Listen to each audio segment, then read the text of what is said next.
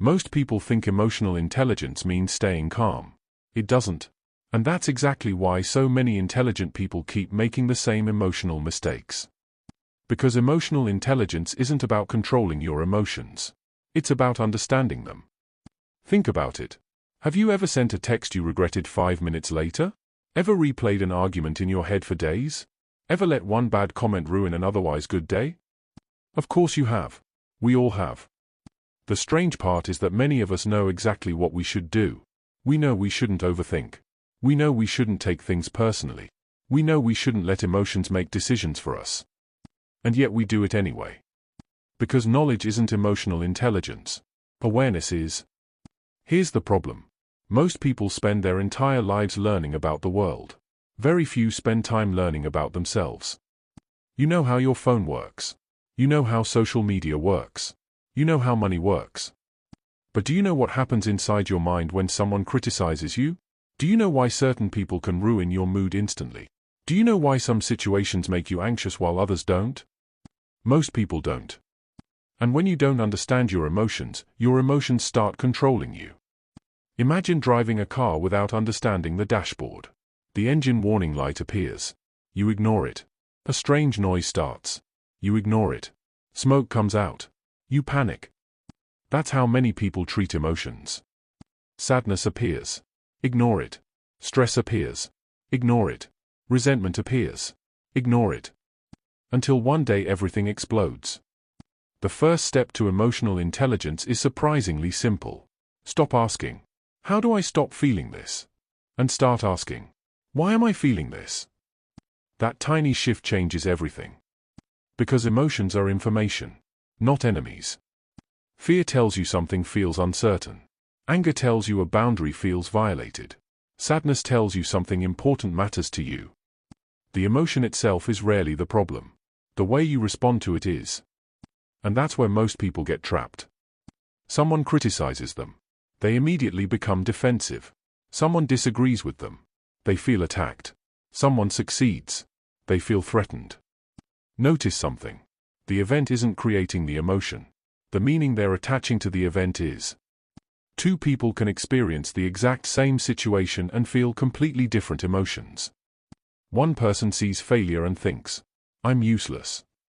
The other sees failure and thinks, "I learned something." Same event. Different meaning. Different emotion. Different life. This is one of the biggest secrets emotionally intelligent people understand. They don't automatically believe every thought that enters their head. Most people treat thoughts like facts. Emotionally intelligent people treat thoughts like suggestions. A thought says, "They don't like me." Instead of believing it instantly, they ask, "Is that actually true?" A thought says, "I'm going to fail." They ask, "What evidence do I have?" A thought says, "I always mess things up." They challenge it. And that single habit prevents countless emotional spirals. But emotional intelligence isn't just about understanding yourself. It's also about understanding other people. And this is where things get difficult. Because human beings love making assumptions. Someone doesn't reply to your message. You assume they're ignoring you. Someone seems distant. You assume they're upset with you. Someone acts rudely. You assume they're a bad person. But reality is usually more complicated. The person who ignored your message might be overwhelmed. The distant friend might be struggling silently. The rude stranger might be having the worst day of their life. Emotionally intelligent people understand a simple truth. You almost never know the full story. And because they know this, they judge less. They listen more. They react slower. That doesn't mean they let people walk over them. This is an important distinction. Many people confuse emotional intelligence with being nice. They're not the same thing. Being emotionally intelligent doesn't mean saying yes to everything. It doesn't mean avoiding conflict. It doesn't mean becoming everyone's therapist. In fact, emotionally intelligent people are often better at saying no. Because they understand boundaries. They know that protecting their peace isn't selfish. It's necessary. A lot of emotional suffering comes from trying to manage other people's feelings. You don't want them disappointed. You don't want them upset. You don't want them angry. So you sacrifice your own needs. Again. and again, and again, until resentment starts growing beneath the surface. Real emotional intelligence means recognizing something uncomfortable. You are responsible for your actions, not for everyone's reaction. Read that again. You are responsible for your actions, not for everyone's reaction.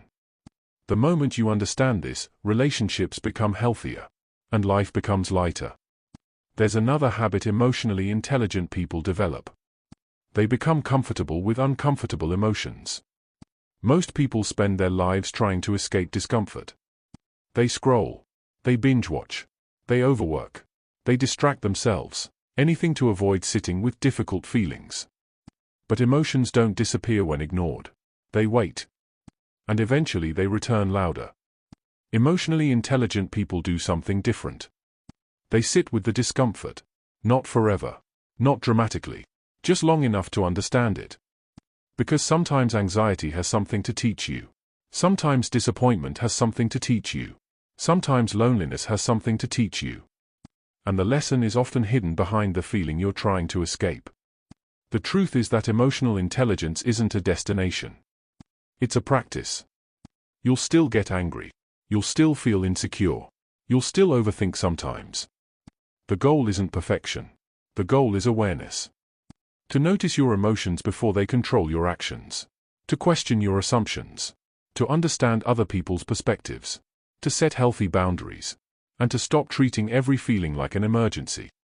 Because the quality of your life is heavily influenced by the quality of your emotional responses. The world will always be unpredictable. People will disappoint you. Plans will fail. Unexpected problems will appear. You can't control most of that. But you can learn to control how you respond. And that's what emotional intelligence really is. Not becoming emotionless. But becoming wise enough to work with your emotions instead of against them. Because when you finally understand your emotions, you stop being controlled by them. And that's one of the most powerful skills you'll ever develop. If this video helped you see emotions differently, consider subscribing. And until next time, keep learning about the one person you'll spend your entire life with, yourself.